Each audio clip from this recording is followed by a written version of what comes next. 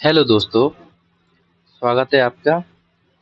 कर्म विज्ञानी अभी हमने 2 एपिसोड में पहले में द्रव्य का फर्स्ट, देन गुण विज्ञानी का फर्स्ट पार्ट एंड अब हम कर्म विज्ञानी को ओनली सिंगल वन पार्ट में फिनिश करने वाले हैं। ओके, वो थोड़ा क्या है, द्रव्य और गुण थोड़े लार्ज चैप्टर हैं और अच्छे अच्छे क्वेश्चन बनते हैं वहां से, तो हमने 2 पार्ट में डिवाइड कर लिया है। लेकिन इसको कर्म विज्ञानी को हमने एक ही पार्ट में फटाफट से अपन खत्म करने वाले हैं और यहाँ से इंपॉर्टेंट है, यहाँ से एक क्वेश्चन बनना पक्का है।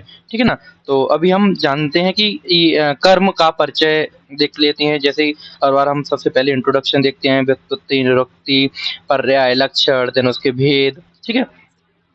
तो हम कर्म के बारे में जानेंगे। तो वैशेषिक जो अपने षड पदार्थ हैं, हम षड पदार्थों के बारे में भी स्टडी कर रहे हैं। तो षड पदार्थों में जो इसका जो वैशेषिक दर्शन के अकॉर्डिंग जो नंबर है वो थर्ड नंबर, तृतीय स्थान माना है, थर्ड नंबर माना है।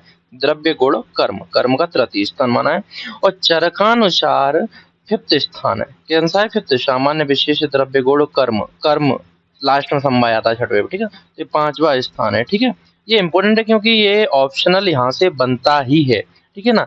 अब यहाँ से जो अभी ये जो लाइन आने वाली है बहुत ज्यादा इंपॉर्टेंट है, क्योंकि यहाँ से क्वेश्चन ऑप्शनल में बनता है और गलत करते हैं हम। क्योंकि यहाँ सक्रिय रूप और निष्क्रिय रूप, क्योंकि द्रव्य के अंदर दो चीजें आती हैं। देखो, एक होता है गुण होता है, एक होता है कर्म होता है। ठीक है ना। अब द्रव्य की गुण गुण के बारे में हमने क्या पढ़ा था कि वो निष्क्रिय रूप होता है और कर्म क्या होता है, कर्म जो होता है हमारा सक्रिय रूप होता है। तो इसको याद रखना है। सक्रिय रूप कौन होता है? कर्म होता है। निष्क्रिय रूप गुण होता है। ठीक है ना। अब हम बेसिक देख लेते हैं कि जो व्युत्पत्ति है वो क्या है। क्र धातु, क्र धातु में मनन प्रत्यय लगने से हमारा कर्म बना है। क्या बना है? कर्म बना है। क्र धातु मनन प्रत्यय, कर्मणि मननः। अब इसकी निरुक्ति क्या है? निरुक्ति है यत क्रियते तत् कर्म। इसका अर्थ है यत क्रियते तत् कर्म, मतलब यत मतलब जो क्रियते यानी किया जाता है, तत् उसे कर्म कहते हैं। जो भी हम करते हैं, जो भी करते हैं वो कर्म कहलाता है। ठीक है ना। जो भी किया जाता है हमारे द्वारा वो कर्म है। ठीक है ना। इसके पर्याय की बात करें तो चेष्टा, क्रिया, यत्न, प्रयत्न, प्रवृत्ति, ये सब इसके कर्म के पर्याय हैं। अब हम बात करने वाले हैं कर्म के लक्षण के बारे में। बहुत ज्यादा इंपॉर्टेंट है यहाँ से। ठीक है, तीनों के, द्रव्य के पढ़े, गुण के पढ़े, कर्म के पढ़े, आगे समवाय के भी पढ़ेंगे। ठीक है ना। चलनात्मक कर्म, चलनात्मकम कर्म, मतलब चलन रूपी क्रिया को कर्म कहते हैं। इस तर्क संग्रह कहते हैं। चलन रूपी क्रिया, कोई भी क्रिया जो जिसमें चलन का कार्य हो रहा हो, चलन रूपी हो, कंटिन्यूअस, उसे क्या बोलते हैं? क्रिया कहते हैं। वैशेषिक दर्शन ने क्या बोला है? वैशेषिक दर्शन ने बोला है एक द्रव्य गुणम, एक द्रव्य गुणम संयोग विभागयोर अनपेक्ष कारणमेति कर्म लक्षणम। इसका अर्थ क्या है? एक द्रव्यम, एक द्रव्यम का अर्थ क्या है? एक द्रव्य में आश्रित है। जो कर्म होता है वो एक एक द्रव्य में आश्रित होता है। ठीक है ना। अगुणम, ये क्या है? एक द्रव्यम अगुणम, अगुणम। ठीक है ना। अगुणम, कर्म में गुण नहीं होता है, मतलब गुणहीन होता है। ठीक है ना। गुणहीन होता है, याद रखना। और कर्म द्रव्य का सक्रिय रूप है। संयोग विभाग यो, संयोग विभागेशु अनपेक्ष कारण, मतलब कर्म संयोग विभाग का साक्षात कारण है। लेकिन हमने गुण में क्या पढ़ा था कि कर्म गुण संयोग विभाग का साक्षात कारण नहीं होता है। तो यहाँ से भी ऑप्शनल ये बनता है। ठीक है ना। याद रखना, साक्षात कारण और सक्रिय वाला। ठीक है ना, ये सक्रिय वाला। अब हम बात करने वाले हैं चरक के अकॉर्डिंग। चरक क्या बोलते हैं कर्म के बारे में? तो चरक आचार्य चरक बोलते हैं संयोगे च विभागे च कारणम द्रव्यम आश्रितम कर्तव्य क्रिया कर्म न्यानदपेक्षते। ये चरक सूत्र पहले अध्याय में हम पढ़ते हैं सूत्र स्थान में। क्या है? कर्म संयोग और विभाग, संयोग और विभाग का कारण है। किसका कारण है? संयोग और विभाग का कारण है। वह द्रव्य में, द्रव्यम आश्रितम, द्रव्य में आश्रित होता है। कर्तव्य क्रिया यानी कर्तव्य की क्रिया को कर्म कहते हैं। ठीक है। कर्मण्यनद अपेक्षते, मतलब कर्म को किसी दूसरे कारण की अपेक्षा नहीं होती है, ठीक है ना। किसी दूसरे कारण की अपेक्षा, वो स्वयं ही कारण है, ठीक है ना। अब एक है चरक ने एक और बताई है, प्रयत्नादि कर्म चेष्टितम उच्यते। किसका है? प्रयत्न आदि द्वारा जो चेष्टा की जाती है, जो भी चेष्टा की जाए प्रयत्न आदि द्वारा, प्रयत्न आदि कर्म चेष्टा मुच्यते, याद कर लेना, ये बहुत इंपॉर्टेंट है, ये भी इंपॉर्टेंट है, ठीक है। तो प्रयत्न आदि द्वारा जो चेष्टा की जाती है उसे क्या कहते हैं? कर्म कहते हैं। तो ये सारा ये हमारा जनरल इंट्रोडक्शन हो गया। अब ये बहुत ज्यादा यहाँ से इम्पोर्टेंट कर्म के भेद हैं, तर्क संग्रह और वैशेषिक के अकॉर्डिंग है ये, ठीक है ना। तर्क संग्रह वैशेषिक के अकॉर्डिंग है, याद रखना कि वो किसके अकॉर्डिंग पूछता है, वैसे तो वैशेषिक के अकॉर्डिंग ही आएंगे। तो ये है, इन्होंने ना 5 डिवीजन किए हैं कर्म के, वैशेषिक ने और तर्क संग्रह ने। उच्छेपण, अपक्षेपण, आकुंचन, प्रसारण, गमन। उच्छेपण जनरल मीनिंग जाने तो उच्छेपण का मीनिंग क्या है? जनरल अपवर्ड प्रोजेक्शन उच्छेपण। अपक्षेपण मतलब डाउनवर्ड प्रोजेक्शन, ठीक है ना। और कॉन्ट्रैक्शन मतलब सिकुड़ना, कॉन्ट्रैक्शन, आकुंचन पास आना, प्रसारण फैलना, ठीक है, फैलना, ऐसे गैस का फैलना, जो प्रसारण एक्सपांशन। गमन अदर एक्शन, इन चारों को छोड़कर जो भी अदर कोई भी रिएक्शन क्रिया हो रही है उसे क्या बोलेंगे? गमन कहेंगे, ठीक है ना। अब देखते हैं क्या है उच्छेपण, अवक्षेपण, आकुंचन, प्रसारण और गमन। ये बहुत इंपॉर्टेंट है, ध्यान से सुनना। उच्छेपण, इसका श्लोक है,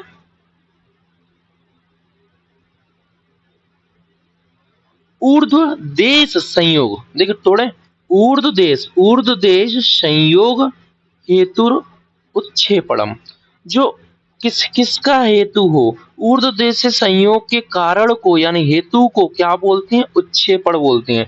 उदान वायु की ऊर्ध्व दिशा में गति को क्या कहलाता है? उस क्रिया को कहलाते हैं उच्छेपण क्रिया, ठीक है ना। अब अपक्षेपण क्रिया के बारे में बात करेंगे, तो अपक्षेपण क्रिया के बारे में बात करेंगे तो अपक्षेपण क्रिया क्या बताता है? अब अधो, अधो मतलब नीचे, अधो देश, नीचे के देश से संयोग हेतु अपक्षेपणम, अधा देश से संयोग के कारण को अपक्षेपण कहते हैं। जैसे अपान उदान वायु की ऊर्ध्व दिशा और अपान वायु की अध दिशा, ये अपक्षेपण की क्रिया है, ठीक है ना। अब हम बात करते हैं आकुंचन, शरीरस्य सन्निकर्ष संयोग हेतु आकुंचनम। इसका अर्थ क्या है? शरीर के मैंने अब आकुंचन मतलब पास पास पास पास होना, शरीर के पास के संयोग के कारण को आकुंचन कहते हैं। शरीरस्य सन्निकृष्ट संयोग हेतुर आकुंचनम, दूरस्थ वस्तुओं को देखने पर नेत्र गोलकों का आकुंचन होना, प्यूपिल का छोटा हो जाना, तो ये क्या कहलाता है? हमारा आकुंचन कहलाता है, ठीक है ना। अब प्रसारण के बारे में बात करेंगे, तो प्रसारण के बारे में बात करेंगे तो विप्रकृष्ट संयोग हेतु प्रसारणम, मतलब शरीर से दूर जाना, क्या? शरीर से दूर जाना, फैल जाना, ठीक है ना। शरीर से दूर के संयोग के कारण को प्रसारण कहते हैं। बहुत सिंपल है, पास की वस्तुओं को देखने के लिए नेत्र गोलकों का फैल जाना, पिपल डायलेट हो जाता है, ठीक है ना। अब बात करते हैं, लास्ट है गमन, अन्य सर्वम गमनम। अन्य सर्वम मतलब इसका क्या अर्थ? क्या इसका अर्थ है? उपरोक्त चारों कर्मों के अतिरिक्त जो भी क्रियाएं होती हैं गमन होती हैं, वो कौन सी होती हैं? गमन होती हैं। जैसे भ्रमण, चलना, रेचन, स्पंदन, ऊर्ध्वजलन, तिर्यक गमन और गमन, ठीक है। तो ये हमने पढ़ लिए ये पांचों, उच्छेपण, अपक्षेपण, आकुंचन, प्रसारण, गमन, ठीक है ना। ये बहुत इंपॉर्टेंट है वैशेषिक एंड तर्क संग्रह के अकॉर्डिंग। अभी हम और डिवीजन देखेंगे। आयुर्वेदानुसार भी बहुत सारे डिवीजन्स हैं कर्म के, तो जिसमें सबसे पहले है अष्टविध, अष्टविध कर्म के बारे में बताया गया है। कौन कौन से आते हैं अष्टविध कर्म? याद कर लेना, सुश्रुति है। छेदन भेदन, छेदन भेदन, लेखन भेदन, वेदन, एषण आहरण और विस्त्रावण शीवन।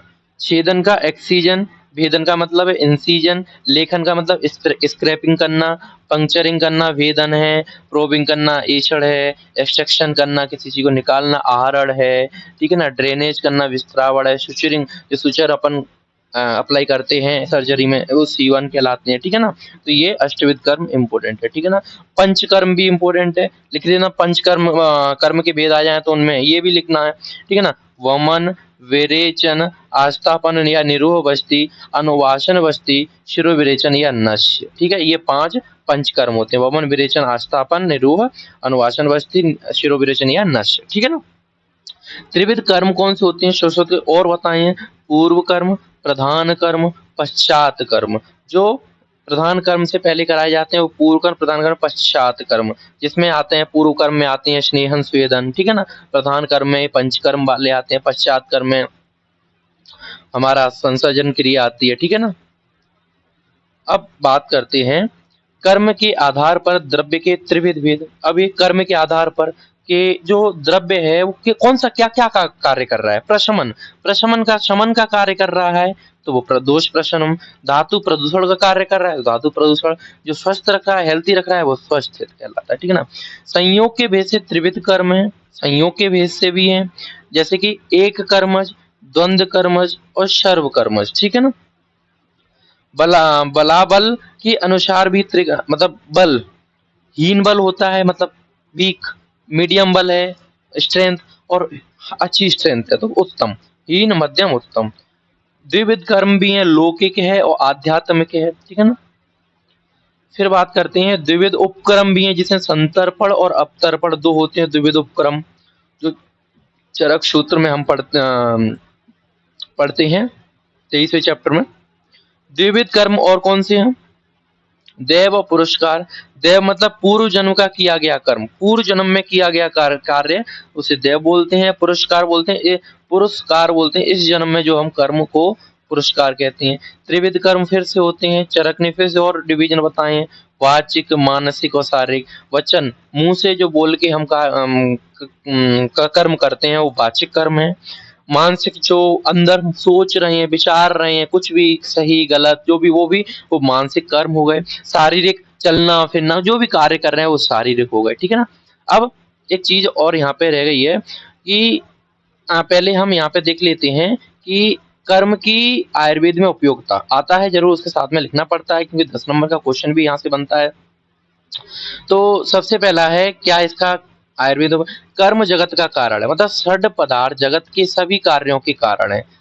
कर्म कार्य, द्रव्यों का संयोग और विभाग करना, ठीक है ना। कर्म का कार्य क्या है? द्रव्यों का संयोग और विभाग। हमने देखा था संयोग विभाग में अनपेक्ष डायरेक्ट कारण होता है, ठीक है ना। धातु साम्यता में कारण, कर्म मतलब द्रव्यों को हम संयोग विभाग करके अलग अलग द्रव्य ड्रग्स बनाते हैं तो उसमें संयोग विभाग करते हैं कर्म के आधार पर, ठीक है ना। धातु साम्यता में कारण, धातु साम्यता मतलब आतुरावस्था, जब इंसान बीमार होता है तो उसमें सदव्रत आदि कर्मों का पालन करें कर धातु साम्यता की जाती है, ठीक है ना। रोगों में कारणता, जीवन मात्र कर्म से उत्पन्न माने जाते हैं और अनेक रोग भी कर्मज होते हैं, उनके रोग भी कर्मज होते हैं, ठीक है ना। जीवन मात्र कर्म से उत्पन्न माने जाते हैं। रोग निदान में कारणता, दोषों व द्रव्यों के आधार पर ही रोगों की संप्राप्ति का निर्धारण किया जाता है। दोषों और द्रव्यों के आधार पर ही रोगों की संप्राप्ति का यानी उसका निर्धारण किया है। चिकित्सा में कारण क्या है? द्रव्यों के कर्मों के आधार पर ही चिकित्सा का निर्धारण। देख, द्रव्य के कर्म क्या है, क्या कर्म है उसका, ठीक है ना। संतर्पण, अपतर्पण, ब्रंगण, लंघन, क्या कर्म है उसका, जो फंक्शन होगा, काम होगा, उसके आधार पर हम चिकित्सा करते हैं। जैसे पंचकर्म, शस्त्रकर्म, चार आदि का आधार कर्म है, ठीक है ना। पंचकर्म कब करना है, शस्त्रकर्म कब करना है और चार कर्म कब करना है, ठीक है ना। चिकित्सा का मूल आधार क्या है? कर्म है, याद रखना इस पॉइंट को। चिकित्सा का मूल आधार कौन है? चिकित्सा का मूल आधार है कर्म। कर्म के बेसिस पे ही हम क्रिया करते हैं कि पंचकर्म कब करना, शस्त्रकर्म कब करना है, ठीक है ना। तो चिकित्सा में कारणता हो गया है। नेक्स्ट है द्रव्यों के वर्गीकरण में कारणता। जब हम द्रव्यों का वर्गीकरण करते हैं, डिवीजन का क्लासिफिकेशन करते हैं तो कर्म के आधार पर करते हैं। जैसे ब्रंगणीय कर्म और कर्षणीय कर्म। ब्रंगण कर्म होता है, कर्षण कर्म होता है। कर्षणीय द्रव्य का ब्रंगणीय द्रव्य का ब्रंगण कर्म होता है। तो ऐसे हम डिवीजन करते हैं। अब यहाँ से एक पॉइंट और है कि गुण और कर्म में साधर्म्य मतलब सिमिलरिटी क्या है, सिमिलरिटी क्या है और डिसिमिलरिटी क्या है, ठीक है। वैधर्म्य, सिमिलैरिटी। सिमिलैरिटी क्या है कि गुण और कर्म दोनों क्या है, पदार्थ है पहली बात। दूसरा, दोनों का आश्रय कौन है, द्रव्य है। दोनों ही गुण रहित है, हमने पढ़ा था गुण रहित है। दोनों का ही स्वतंत्र अस्तित्व नहीं होता, बिना द्रव्य के बिना दोनों का स्वतंत्र अस्तित्व नहीं होता। अब इनमें डिफरेंस क्या है, बहुत इंपॉर्टेंट है वाला पार्ट। गुण में चेष्टा नहीं होती जबकि कर्म में चेष्टा होता है, ये चेष्टावान होता है, हमने पढ़ा था। ये संयोग विभाग का स्वतंत्र अनपेक्ष कारण नहीं होता जबकि ये स्वतंत्र कारण होता है कर्म। गुण ये सर्वव्यापी द्रव्यों में पाया जाता है, ठीक है ना, सर्वव्यापी सब तरह की, लेकिन ये सर्वव्यापी द्रव्यों में नहीं पाया जाता है। कैसे, गुण मूर्त और मूर्त हमने पढ़े थे, मूर्त डिवीजन किया था, आकाश मूर्त में आया था अपना पृथ्वी जल अग्नि, है ना, और मूर्त में आया था काल दिशा, ये सब, ठीक है ना, मन। तो अमूर्त दोनों द्रव्यों में होते हैं। ये जो गुण होगा वो हर एक आकाश में, आकाश क्या है, अमूर्त है, नहीं दिखता, लेकिन उसका जो उसमें जो गुण है, उसका आकाश का जो गुण है, शिशिरपन है, ठीक है ना, खोखलापन है, तो वो सब उसमें है, मूर्त अमूर्त दोनों में। लेकिन कर्म केवल मूर्त द्रव्यों में पाया जाता है। मूर्त जैसे जल, पृथ्वी, है ना, अग्नि, इनमें ही पाया जाएगा। मूर्त, जिनकी मूर्त है उनमें ही पाया जाता है। तो यहाँ से इम्पोर्टेंट है ये वाले पॉइंट, ये गुण और कर्म में, साधन व्यधर्म 5 नंबर में आ सकता है आराम से। तो ये छोटा सा चैप्टर था, हमने फिनिश कर लिया। एक बार देख लेते हैं ओवरव्यू। कर्म का परिचय, व्युत्पत्ति, निरुक्ति, पर्याय, लक्षण, फिर लक्षण पढ़े, देन कर्म के भेद पढ़े 5, तर्क संग्रह वैसे के अकॉर्डिंग, फिर गुण और कर्म में साधन व्यधर्म पढ़ा, आयुर्वेद अनुसार कर्म के भेद पढ़े अलग अलग, अष्टविध कर्म, पंचकर्म, त्रिविध कर्म, कर्म के आधार द्रव्य के त्रिविध वर्ग, फिर हमने कर्म की आयुर्वेद में उपयुक्तता पढ़ी। तो पढ़ते रहिए, है ना। Thank you.